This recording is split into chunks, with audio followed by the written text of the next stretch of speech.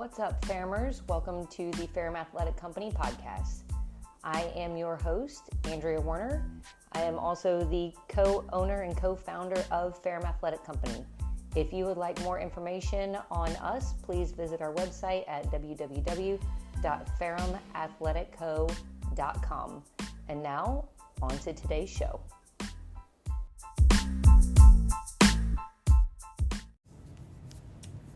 What's up, Ferrumers? Welcome to this week's edition of the Ferrum Athletic Company podcast. I'm your host, Andrea Warner, and I have a special guest, Dr. Greg, with us this week from Movement Driven. Dr. Greg, welcome to the show. Thank you for having me. Appreciate it. Please tell our listeners everything about you. Everything. Everything from like how you got here to who you are to what you do to all of it. Okay. Well, I'm Greg Goldberger. I'm the owner of Movement Driven Performance Physiotherapy. And so I'm a physical therapist, doctor of physical therapy. I got my start, I guess I'll start at grad school. I don't know how far back you want me to go, but we'll start with grad school. I went to the University of Miami, grew up in South Florida. And so following UM, I stayed aboard. I did a residency for a year to specialize in orthopedics. From there, I stayed at UM for a couple more years and taught it within the residency, the sports residency as well. And then I got an opportunity to manage a clinic that was owned by the Miami Marlins physical therapist, which was a really cool opportunity at that stage of my career. And I jumped on it. It was a way for me to work with athletes at a high level while also helping people within my community and just kind of do what I love to do.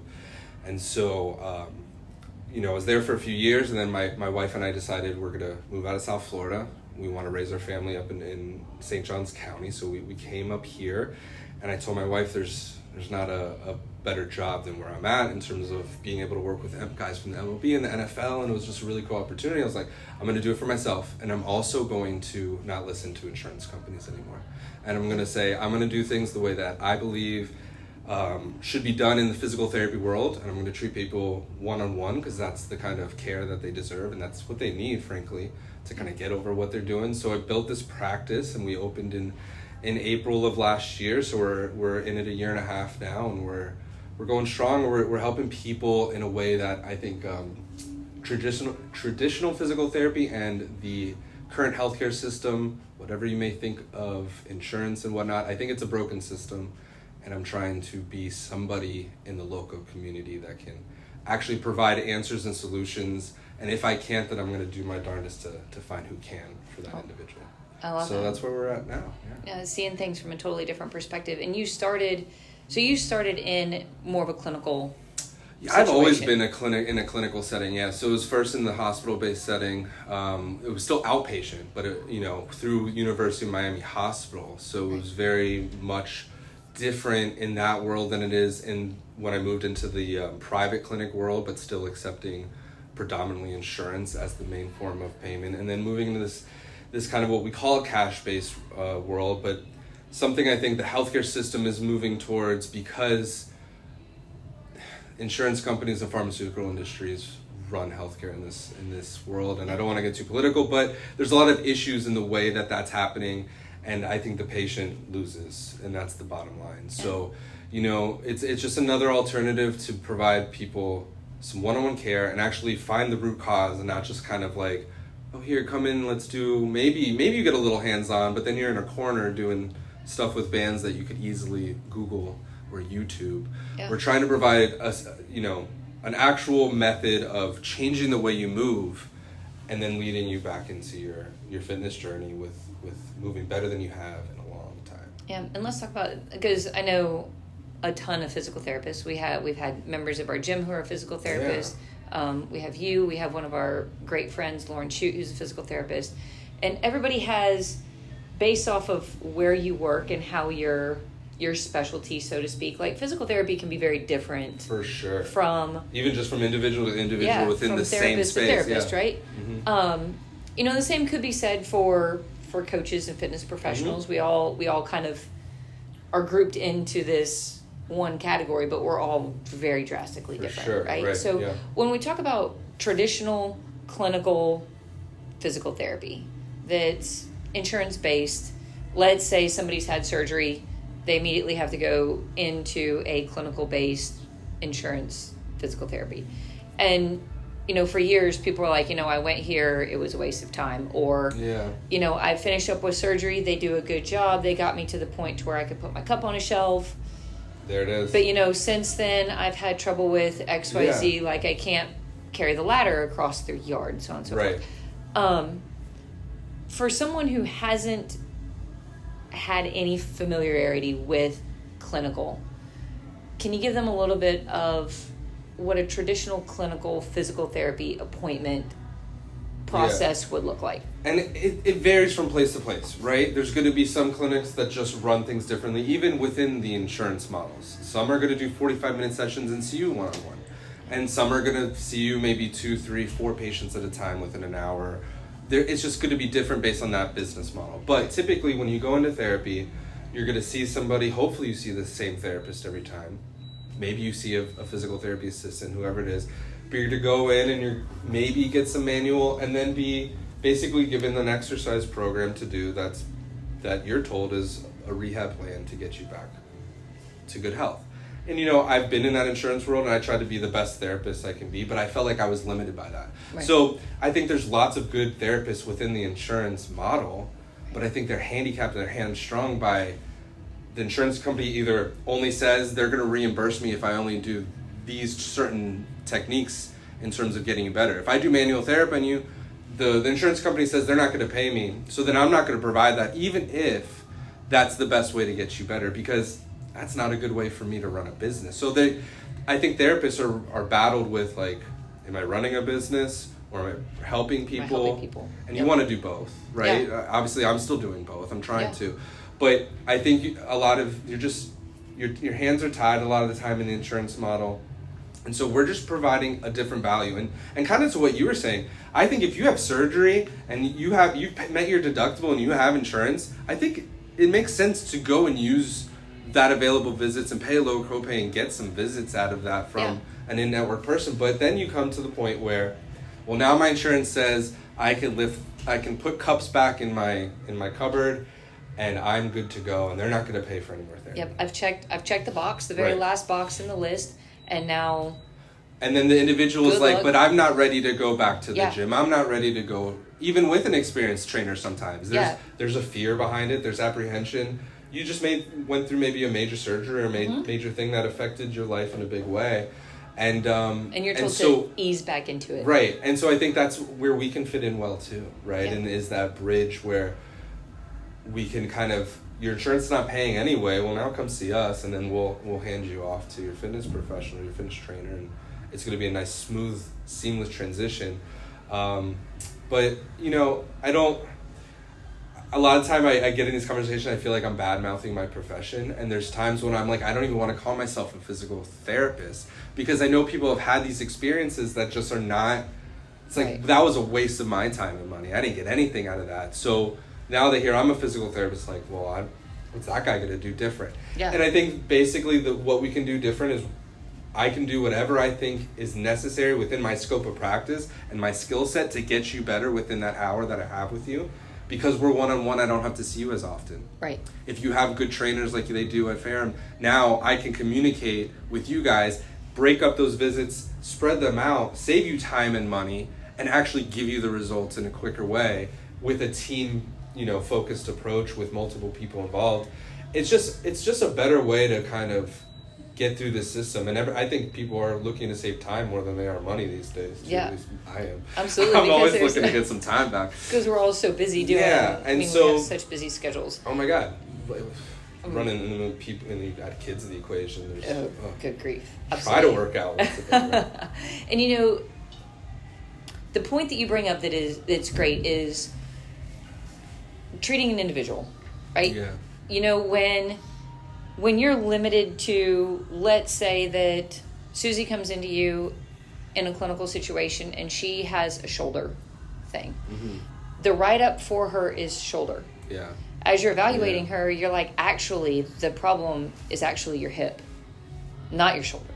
Your shoulder, you might be feeling your shoulder, but actually what we really need to address is your hip. Mm-hmm. In that situation, you can't address sometimes your the hip. Insurance, or if in a situation where they are kind of auditing your notes, or they want to see proof of of progression in order to give you more visits, right? That's the other thing. Like, oh, here's 6 visits.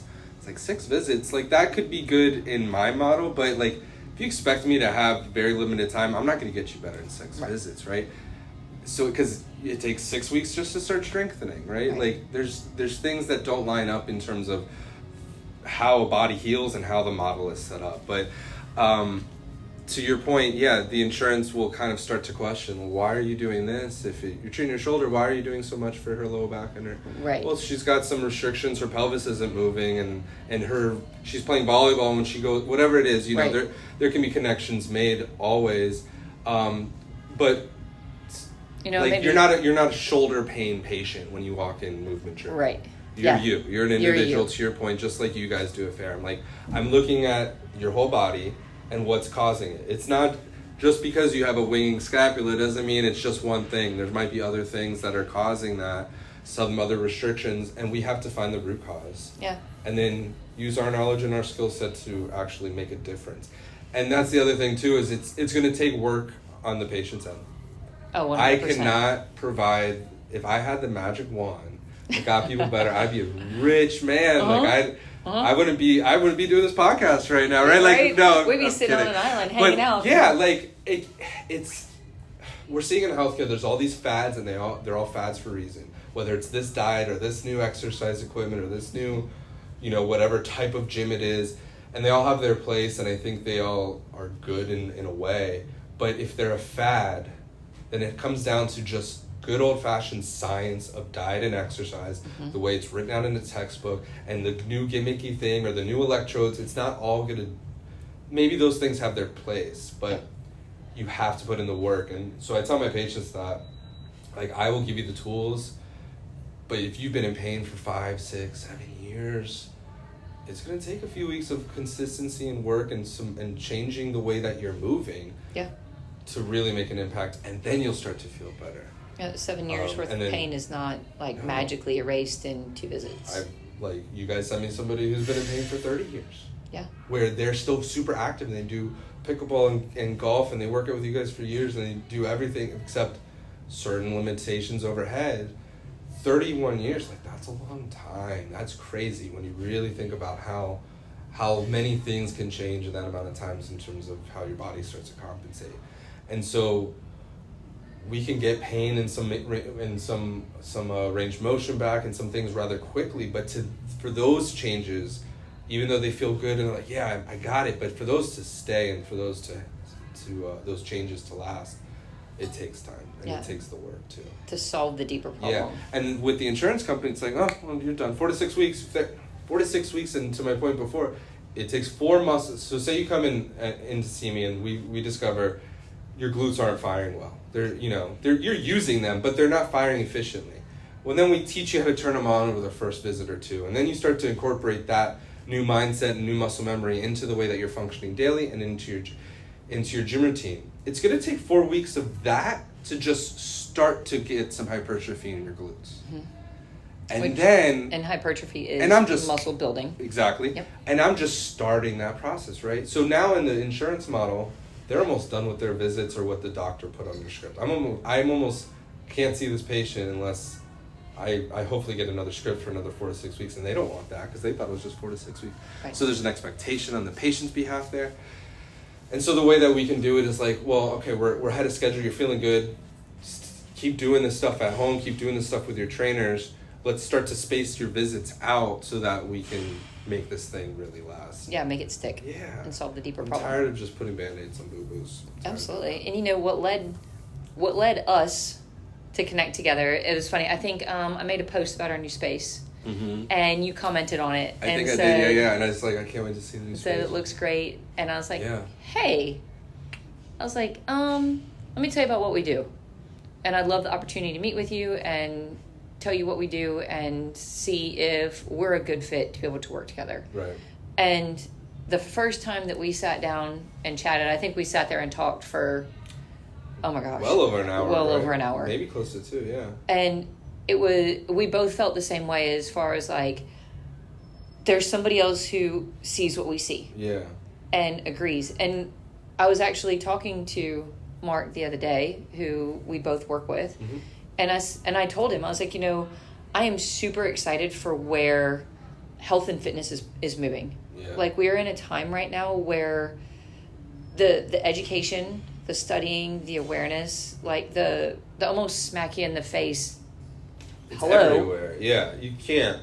This is what is blaringly not working. Right. And this is clearly where this is heading. Yeah. We still have people that are stuck in the, by the way, this doesn't work. Mm-hmm. Like the eat less, move more, do this fad diet, do this detox. Yeah. Right. Ever since I started doing these 2 exercises, now I magically don't have back pain. Right. Like, those things they're catchy gimmicks. Yeah. For right now. But if you're walking around, like you said, 30 years of pain, 7 years. I mean, even if you're walking around with a year worth of pain, anything. Yeah. When it starts to affect your life, and affect things like, yeah, you can get away with, oh, you know what, my shoulder hurts putting this cup on the shelf. But when your shoulder hurts doing things that you really love to do, right. Playing golf, throwing the ball with your kid, throwing the ball with the kid, picking your kid up. That's the thing. Then it's like, all right, I'm done with this. Right. And I think what's been really great about the conversations that we have is, somebody walks into our gym and we're like, hey, tell us about you. And tell us what we need to do to address what where you are are. Your goals? Yeah. And we tell everybody, hey, we're going to go through this full body assessment, and I will let you know if we are the right ones to be able to help you. Because it's possible that after the assessment that we do, Dr. Greg is the one that needs to see you first. Yeah, right. And so when we talk about sending people out, because we have been working on connecting with healthcare professionals around the city that see the same things that we all see. Yeah. Like, we want to be able to treat the individual. I don't want to treat your shoulder. Right. I want to see all of it. Well, because half the time, to our point before, it's not the shoulder, right? Like, for knee example, the knee is always the one that I use for this example, because if you come to see for a knee issue, I might do some manual therapy on a day 1, but we're probably not doing any exercises for your knee specifically. Like, I'm not doing quad and hamstring, and it's all glute and mobility, hip mobility, ankle mobility, glute activation, because it's never the knee that's the cause. So, like, you got to look at the whole thing, or you're not going to treat the person. You're going to miss out on half of it, and they're not going to get better. Absolutely. And so, I think, to your point, we do operate very, very similarly, where you're going to come in, we're going to ask you what your why is, right? Like, you're not here because you have shoulder pain. You're here because you can't do X, Y, and Z. Right.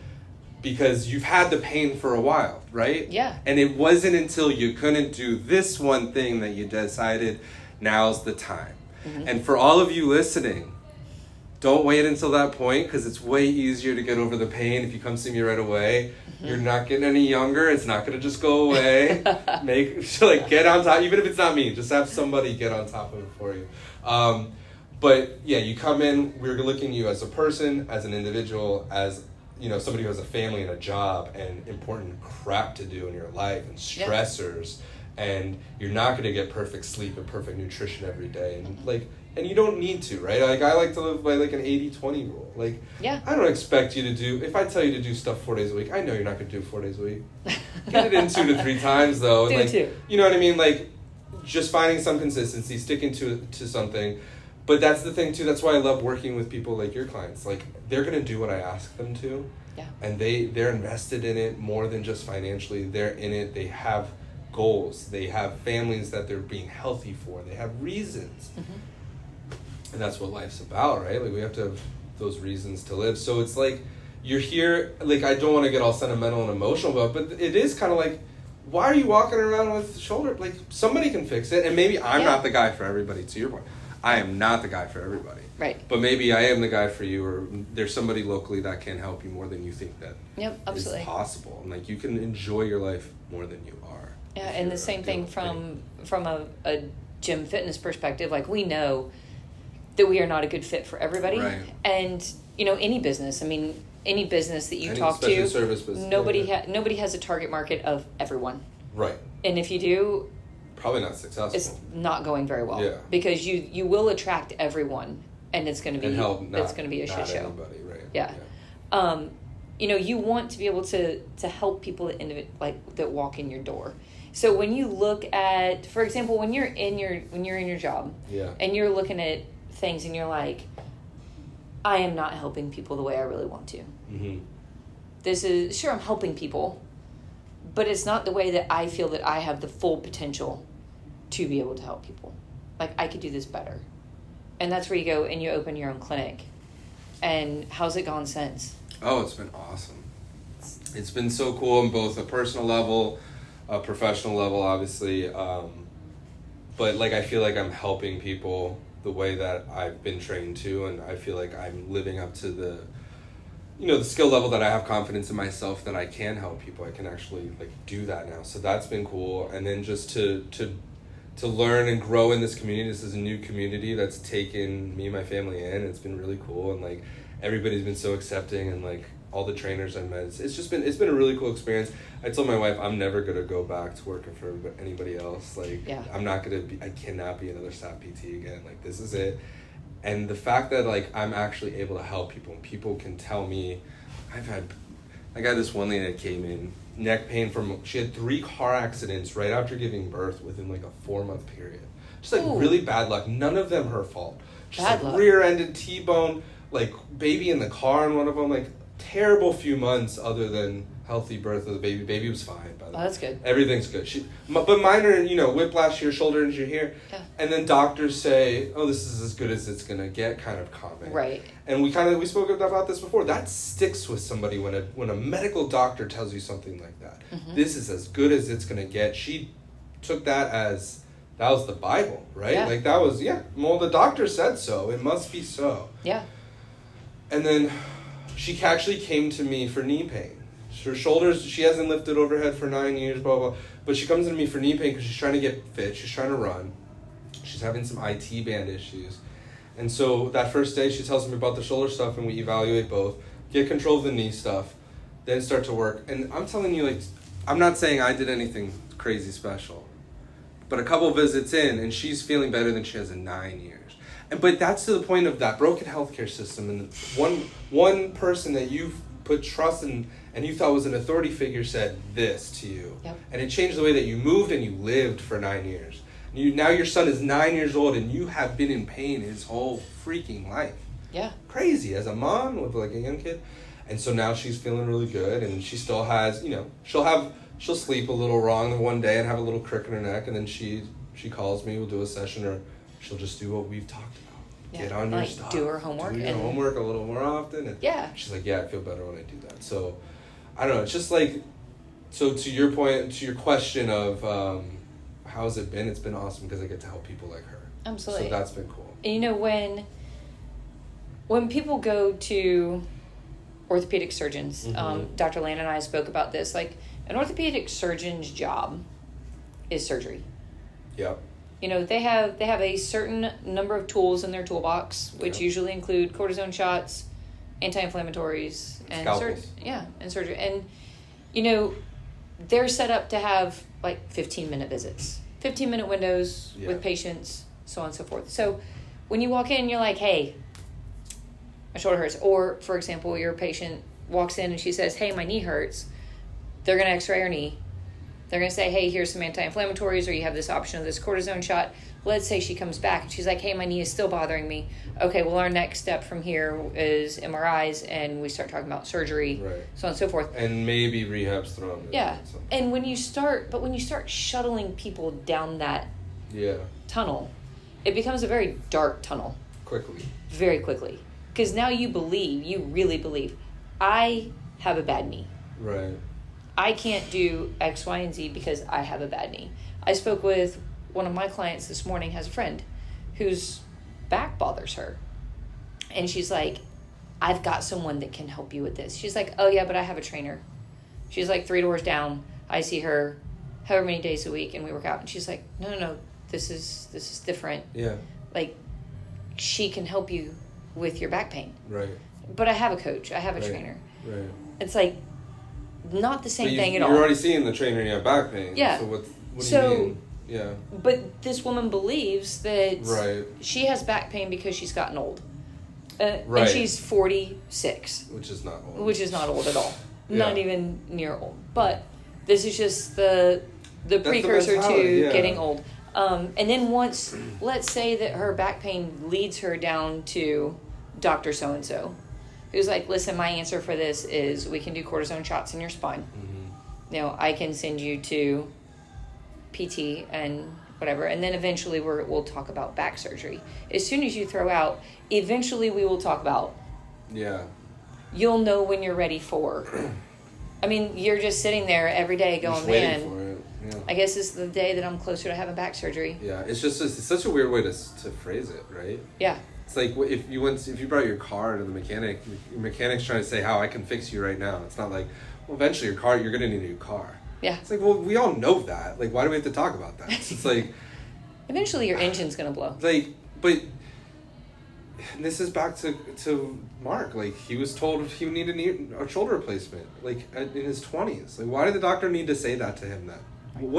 How did that benefit him in any way? Because potentially, depending on the person, that alters the way that you move.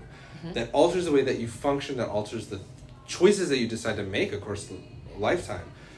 Like, patients of mine, they're either one of two ways. Usually, either they baby it completely or they don't take their foot off the gas at all. Yeah. And so my job is to help navigate that, right? Either push you along, like you need to push the envelope way more than you are, right? Because the quote unquote babying it, air quotes here for those of you listening, or not doing enough could lead you down one path, but then obviously overdoing it can lead you down, really resulting in the same path of re-injury.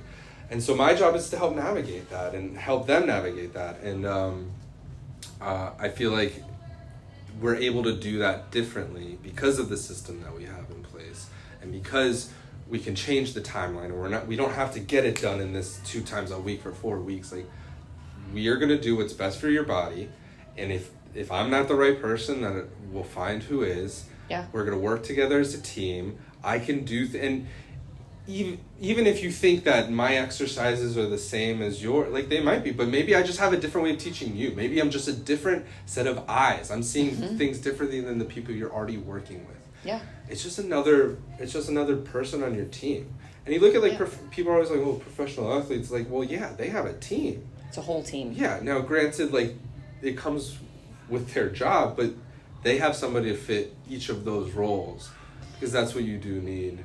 And what we're trying to do is be the preventative roles where you take advantage of us and you save the money down the line of avoiding those surgeries and those things. Absolutely. And all that kind of stuff. Yep. So invest now, save later. Does it always work? No. Things happen. Sometimes you need the surgery. I can't fix everybody. And anybody tells you so, run away fast. Run from them quickly. I'll have people come in. I'm like, I'm not going to promise you've been in pain I'll try my best. We'll see where we get. Yeah.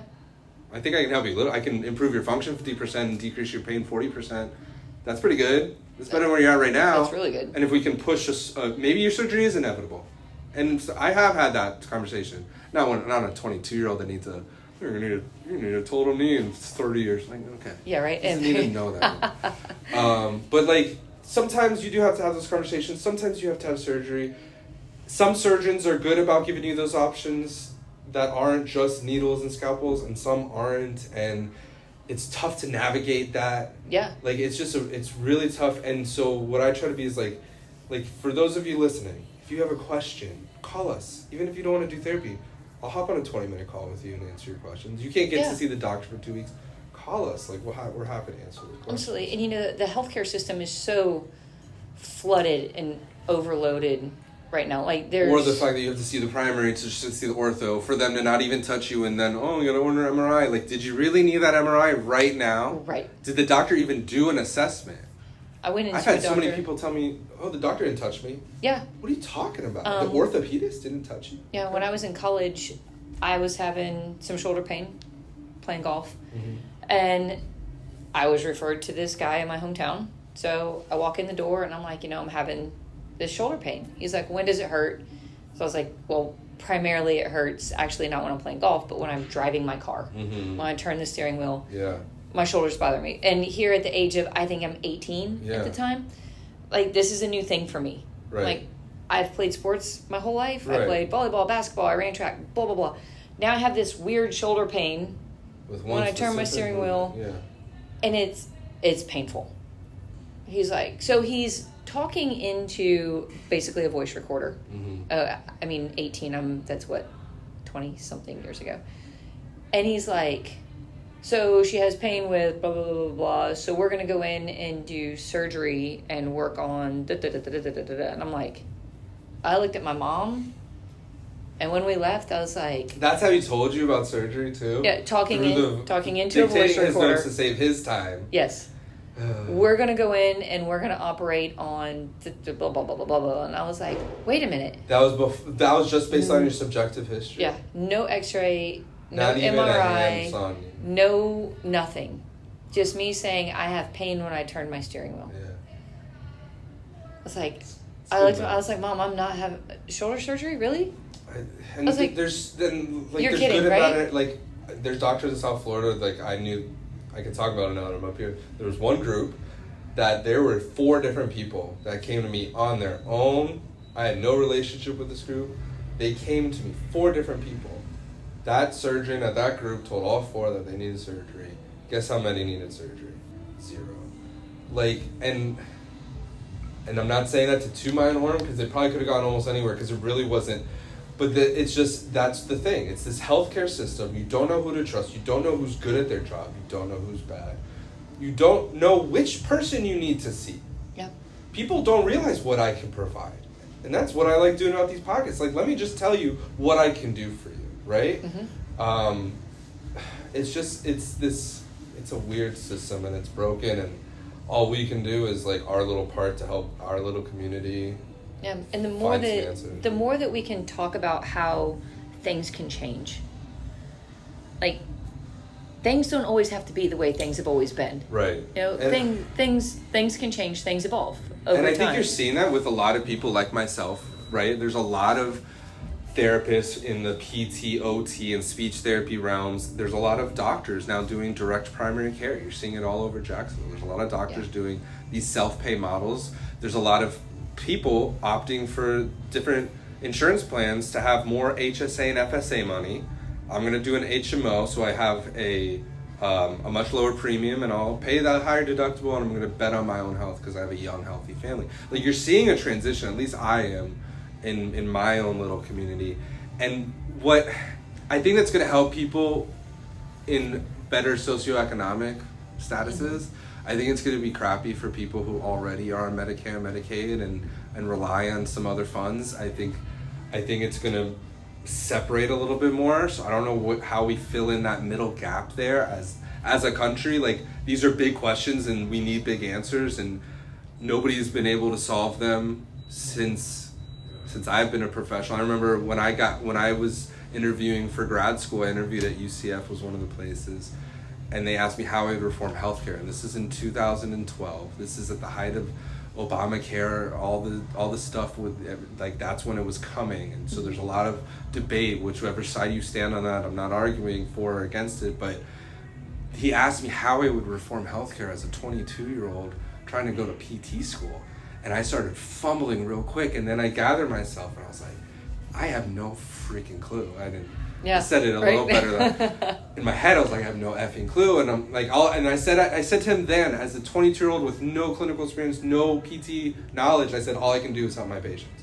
And I'm sitting here today on a podcast with you at 33 years old, saying the same exact thing, and nothing has changed since. Yeah. If anything, we're worse today than we were, 11 years ago.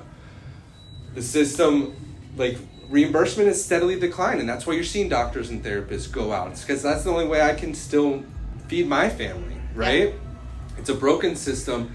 The clinician and the doctor is not benefiting. There's still obviously doctors in hospitals doing surgery and anesthesiologists making buku bucks, and surgery brings in money, and then there's your other conversation of what you were kind of alluding to before. Like, it's a broken system. All we can do is our part in our community, spread the knowledge, like you're saying, do these podcasts, let people know. If you can't find the answer, let us help you. If I'm not the person, let's find somebody within this large area of Jacksonville, growing population, from people coming in from all over the country. Like, there's a lot of Yeah. talent coming into this area. It's really cool. And so I think you're going to see a transformation in the fitness industry, in the health industry, in this, specifically in Jacksonville, in the next 15 years. Absolutely. And you and I are trying to be on the forefront of it, so Yeah. let's do it. It's on its way. And it's, you know, what we noticed was, you know, in our prior model, we just had so many people coming to us with problems. Yeah. I mean, they trusted us. Right. And we were their coaches. And they're like, hey, my shoulder hurts. What do I do? And we felt stupid because our answer was, don't do pull-ups. Right. But that doesn't solve the problem. Yeah, rest. Let me send if you anything, to this person. it just compounds the problem. Hang on, because you're avoiding stuff. Yeah, let me pull my magic lacrosse ball out of my pocket and go dig on it for a while. Let's see how it feels, and then go hang on the bar. Like, it wasn't... You're just throwing stuff out and see what sticks.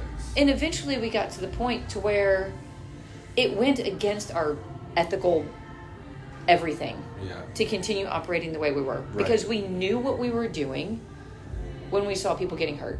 We're like, as soon as we would see this happening, we're like, that person. And I think everything in this, healthcare is a risk reward, right? Like medication. When a doctor decides to prescribe medication, it has a side effect.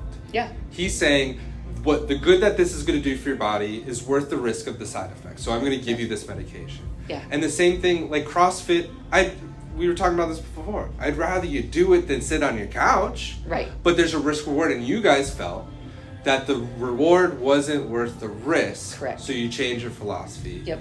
And now we're seeing a lot more reward. Yeah. And the reward for us came in the benefit of being able to actually help people the way we feel like. And I was referring more to the reward for your client. Yeah, absolutely. And so now when our clients walk in the door and the reward is, hey, I've been terrified to join a gym because it's super intimidating. I don't feel welcome there, and I don't know what the hell I'm doing. Yeah. Right? And the person that's there is giving me things that aren't appropriate for me.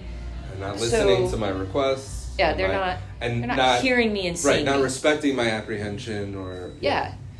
And to be able to experience that on our side and be able to see what the fitness industry is truly capable of being able to provide people as far as help is concerned. Mm-hmm. So let's say, for example, your clients get to the point to where you're like, okay, you're ready to go into your next step. You're ready to go climb your mountain. And they're like, yeah, but I don't know that I can do this without you. And you're like, well, I don't program workout routines. Right. Hey, but Ferrum, we speak the same language. Mm-hmm. Like, I can call them and say, hey, so-and-so has had a winged scapula, your rhomboid's not working, we've worked on their serratus. Like, well, awesome. And I think what happens, too, is, like, that's just a constant... My communication, like, I'm always trying to think big picture and look at long-term goals while still trying to currently address the short-term goals that we need to hit to reach the long-term goals, right? Yeah. So I'm always in, like, having my patients look at the outcome, like, I want their expectations to meet the reality, and that's going to help them be ready for those changes and be ready to not rely on me. And so a lot of the people, especially early on, they're like, well, how can I do this without you there, tactile cueing me or giving me... It's like, well, yeah, that's why I send the videos, so you have that as a resource. You can refer to that. Right. Constant communication with me in between. Whenever you need me, text me, call me, email me. Also, constant communication with the trainer that we are handing you off to, that we decided this is who's best for you. And then also, you're not completely done with me because I want to make that handoff before you're completely done with me. Yeah. Right? Absolutely. You can still come and see me and do a little manual and do some corrective stuff and let Sherry and Andrea and everybody else take the bulk of your strength and hypertrophy sessions and allow me to just fit in where I fit. And that's what I like, doing it that way. I like it when there's a trainer involved. Yeah. And it's not all me to do the programming, because just my rehab exercises alone, no, you need to still, I'm going to get your rotator cuff, but then you got to go do your bench press with your active rotator cuff that I fixed, because we don't have time to do rotator cuff and bench press during rehab. Yeah. So it's like, I need you guys just as much as you need me for the success of our clients. And so we try to make it as seamless as we can, and we have membership options, so lots of my patients will stick on and see me monthly or quarterly for check-ins, and either 30 minutes just to get some manual done or some dry needling, or we'll say, hey, I got a new issue I need you to check out. All right, let's look at it. Yeah. Well, we got to add let's do it. And so people, it's not like they need me, but they like to continue to come because they're staying healthy, they're preventing stuff for the first time. And then that communication goes to you, and you guys take that and run with it, and it's the best for everybody, I think. And I think, being able to, how freaking cool would it be for the future of healthcare to look like this? Like, it should be a one-stop shop too, right? As a collective team of, listen, when you come see Dr. Greg comes associated with a team of, right. Either chiropractors, gyms, coaches, so on and right. so forth, that we're going to take care of you. We're going to communicate for you. That's just an add-on value that we advocate for the whole person. And that's the way, going back to like my education in healthcare. I can't tell you how many times we were told an interdisciplinary approach to medicine is where we need to go, and preventative healthcare is where we need to go. Those two concepts were intertwined in every single class that I took. And please tell me where that is in actuality, either one of those things. Even medical systems that are now sent up with EMRs to share. Well, that won't come until Monday. What do you mean? It's electronic EMR. I've had this situation with my grandma in the hospital. Oh, it won't be until Monday. I don't understand. It's in the system. You put it in the computer. It won't go until they turn their computers on in the doctor's office. Like, what do you... So, like, we're trying. I guess but it hasn't come to actuality. So if you find those people in the community that will actually take the time to text the trainer, and text the nutritionist, and text the massage therapist, and text the chiro, and have you, whatever your team is, you don't have to work with everybody that we recommend. Yeah. But I'm happy to communicate with anybody you'd like me to reach out to. Absolutely. And because that's what has to happen. Mm-hmm. Or else it's like everybody's just trying to do their part. Everybody's just throwing stuff at it. Yeah. Nothing's sticking from anybody's. Nothing works. Yeah, or somebody's doing harm on what I tried to do or something, right? Like, I did this and you specifically can't do this for 24 hours because we just did dry needling. And then I didn't communicate that to you or your trainer, and then it's nobody's fault, but we just messed up that dry needling. So you didn't get as much out of that. Right. Because I didn't do my job of communicating. Yeah. And that's how we try to do better and do that as well as we can. Basically. And that's where the professional relationship on our sides really benefits the person on the other side, which in traditional healthcare, you really don't see that. No. Like, how often does my primary doctor call my gynecologist and say, hey, I just had an appointment with Andrea. Do they even know who it is? Is it even in your chart? Yeah, exactly. It's like, hey, I just had an appointment with Andrea, and she has this, and this going on. Could you check She's going to be calling you, and... It's up to you to relay that information. Exactly. And do you people are not healthcare literate. Like, right. I've been in the system where you go and try to vouch for a family member when they're like drugged up in a hospital and not doing well. And with my healthcare literacy, it's hard. My wife's in healthcare and it's hard. Like, I can't imagine what it's like for people they're not in that sector. Yeah. This is just another language. And they can be fully educated people. Like, it's a crappy system, and there's not a lot of winners that I'm seeing. So let's talk about sports for a second. Yeah, let's do it. And I want to talk about sports versus health. And I bring this up because so many people see these top level athletes. Yeah. And they look good. Yeah. Like, they got the abs, they got the nice arms, they're drinking their Gatorade, they're drinking whatever there is being broadcast all over the place. And everybody that is hanging out over here that's like, oh, I need to get healthy. Mm-hmm. I see these people on TV, I see these people on Instagram. I'm going to start doing this person's challenges. I'm going to go join this gym. I'm going to start drinking Gatorade. I'm going to start eating this food, blah, blah, blah. People start doing that kind of stuff and start following high-level athlete things. And then they start feeling aches and pains. Mm-hmm. Somebody who starts running, somebody who starts lifting weights just out of nowhere with no guidance, so on and so forth. And they assume that this is just a natural part of the process. The pain is a natural part of the process. Yeah. No pain, no gain. I want to do this, and this. It's only natural that because I'm doing all of these things to look like supermodel or super athlete, that my shoulders are going to hurt. Mm-hmm. It's only appropriate that my knee bothers me because, I'm doing all this jumping now. Mm-hmm. And they don't have any advice. They don't have any help. What I would love for us to unpack is that pain is not a normal part of getting healthy. Correct. It should not be something that you deal with, that you cover up, that you whatever, that you have to do in not order normal part to, of aging either. Yeah, to be healthy, to be fit. Sports assumes, just like you mentioned, sports athletes have a team. Mm-hmm. They have a team of people. Mm-hmm. And that's what... They also are more genetically predisposed to being successful because they made it to that level. And they have more money. Freaks. And their full-time job is being paid millions of dollars to do rehab and all that other stuff. So you add all that in, it's like, it's apples, it's not even apples and oranges. It's apples and tables. Like, it's not even... and because we've marketed that these people are the healthiest and healthiest of fit people, that this is what we should be doing. We should be doing these detoxes. We should be eating like these people. We should be doing... I think the biggest thing is they don't see the recovery that these people are doing, right? No, like not at all. They have all those people in their corner, so they are getting the TLC that their body needs. I think the thing I've run into the most with like my quote-unquote athletes, right? And I deem anybody an athlete as somebody who likes to be active and wants to do better with their athletic capabilities. It doesn't have to be a sport. It can be just, I like to go to the gym and work out or whatever it is. But when you come and see me and you're trying to get better athletic performance, you have to understand that the rest of the recovery is just as much a part of that as the work. Mm-hmm. Just like you're within a training session, to the point about CrossFit, you have to have some rest in there. Mm-hmm. If we're trying to do power and increase power, I need more rest between my sets, right? Like, I can't just go power with 20 seconds rest. No, let me rest for a minute and recoup. So if you're doing that within a session, why aren't you doing it within a week or within a month or within a year?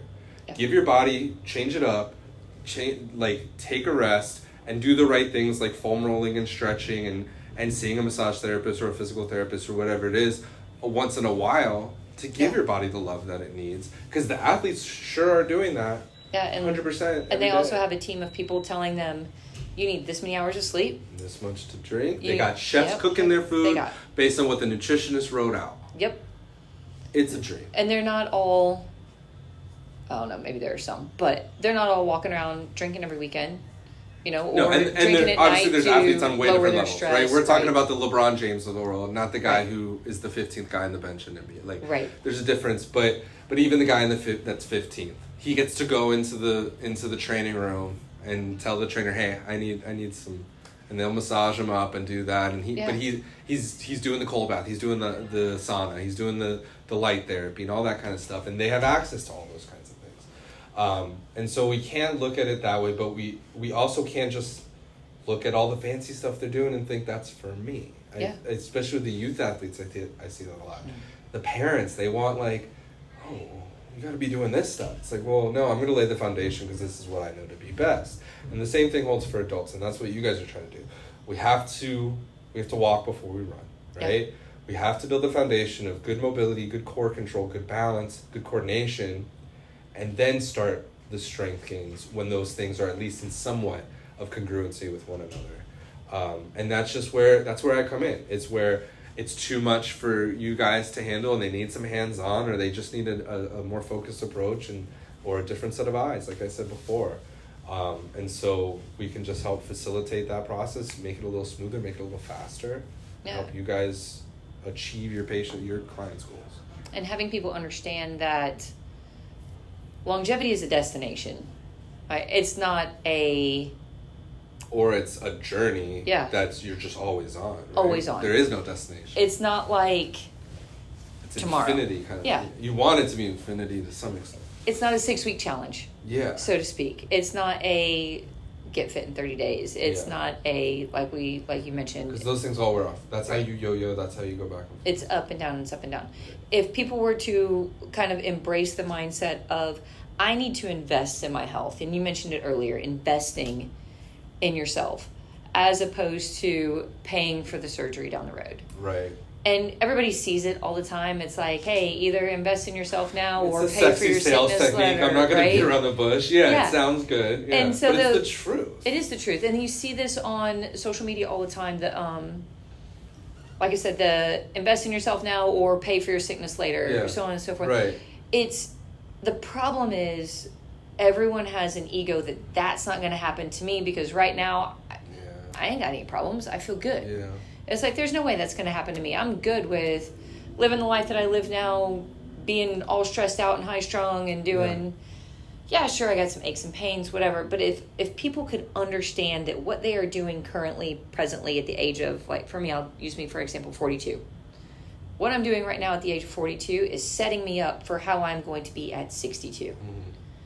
And if I don't continue to address me as I get closer to that 62, things look drastically different. So I know that the things that I am investing in myself right now, between my food, my hydration, my sleep, my stress, especially muscle tissue, we are very muscle-centric focused because it's such a huge part of your health. Such a huge part of your health. And I know that if I invest in that right now at the age of 42, it's a hell of a lot easier to do it now than when I'm 62. Right. But it also sets me up for better success at 62. Yeah. And if people could understand that when they come and see us, cash-based, it's going to be a little more pricey. Yeah. However, the value that's provided. Well, and then, you know what, just to touch on that real quick, there's the value is the difference there, but even if you broke down the finances of it, like compared to copays are $70 and you're going to see them 2 to 3 times a week. When you really break out, I might be cheaper in the long run when you really look at it. Now, are you able to use your insurance? No, but that's another conversation. But in terms of I think that comes back to the preventative stuff, right? And am I going to make everybody think like that? No. Do I need to improve my way of thinking in some areas of my life? For sure. We all could, right? We could all get better at working on certain aspects. But from where I come in, I think it's people are coming to see you. Anybody listening to this is probably already doing something pretty productive, right? If they're one of your clients, they're doing more than 90%, which might be worse about what you're saying with the other 90% than saying good about your clients. But they're doing their job. Where I come in is well, if we have this one little piece of the puzzle that's just not, this one little joint's not moving in this one direction, things start to add up more than I think people realize. Yeah. And so you come in, you see, I think everybody should, you see your primary, you see your dentist, you see your eye doctor, you see your PT. Once a year. Let's do a full movement screen. And maybe I can say, hey, you're not moving, your shoulder internal rotation is tighter than it was the last time I saw you based on my notes. It looks like you're not moving that shoulder as well overhead too. Let's throw these 6 exercises. Try those. Tell your trainer, see me and let me know how it goes. Or, hey, you need me now. Let's do a few visits. I think that should be part of everybody's yearly, health maintenance. Because if I find that one thing and we attack it before it turns into rotator cuff impingement, which then turns into tendinopathy, which then can lead to tear. That's how it happens, right? Right. Immobility behind the back leads to bad impingement. I see it all the time. Yeah. So I just got to get to before the tissue actually starts to break down, cause inflammation, cause mechanical pain, cause whatever else. There's no way to do that unless you come and get an eval. Yeah. Because so, people don't believe that there's a problem until there's pain. And what I always say is the pain, it's just because you first noticed pain on Tuesday doesn't mean your problem started on Monday. Problem started who knows how long ago, months if not years. The way that you're moving is leading to repetitive stress in a certain area, and it's just a matter until the body decides today's the day, I went past my threshold of tissue damage, and now I'm alerting you via pain to do something about it. Pain is protective. That's just a message from your tissue saying, hey, I'm here, something's going on, can you pay attention, can you fix me? Yeah. But I've been breaking down, I just got the word to you today.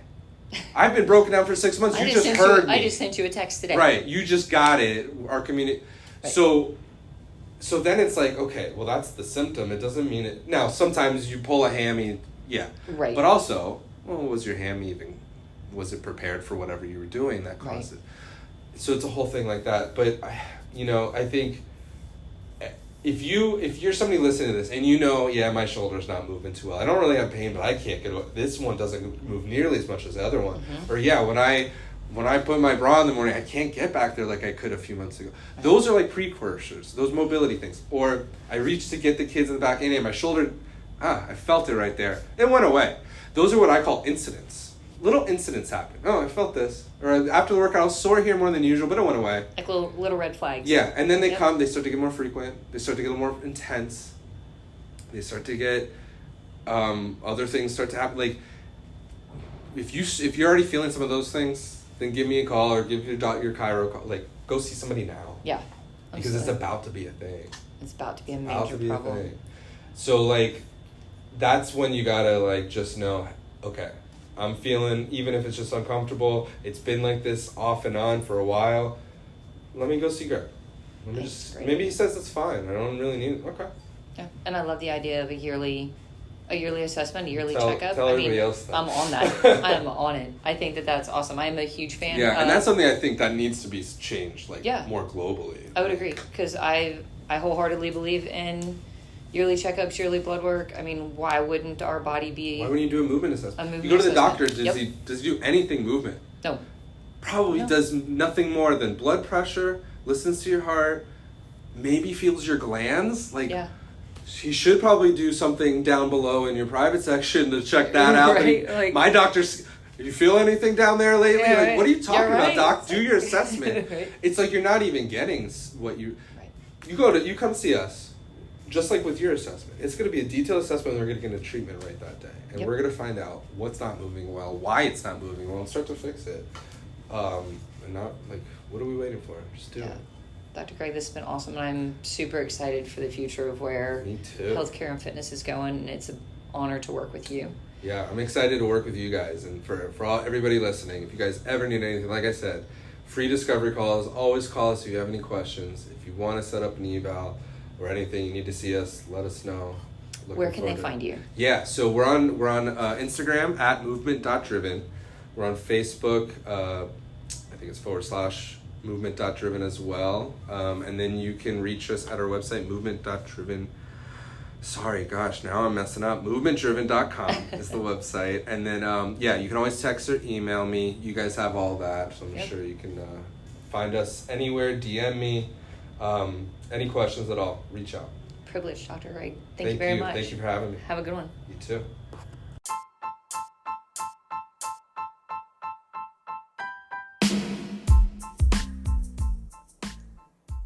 Thank you for listening to this episode of the Ferrum Athletic Company podcast.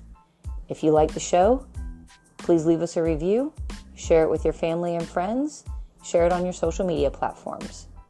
Our mission is to build better humans through the education of health and movement.